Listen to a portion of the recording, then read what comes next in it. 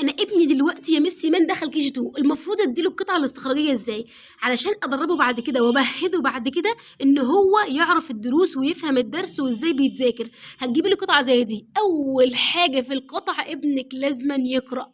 واقرا بالراحه يا حبيبي، تقرا انت مره وتفهميه الدرس ده كانه درس، تتعاملي معاه كانه درس، وبعد كده نبدا نحل بقى. هنا بتشغلي دماغ ابنك في انك تقول له يلا قول لي اسم الحيوان ياكل موز، هنطلع فوق وندور.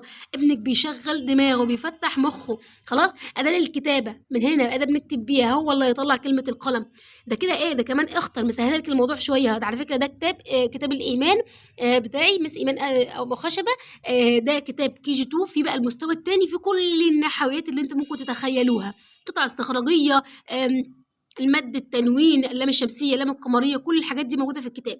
انا اهتميت اكتر في الكتاب ده بالقطع الاستخراجيه عشان سنه اولى، عشان الدروس الجديده بتاع سنه اولى. فاحنا نحاول يا جماعه ان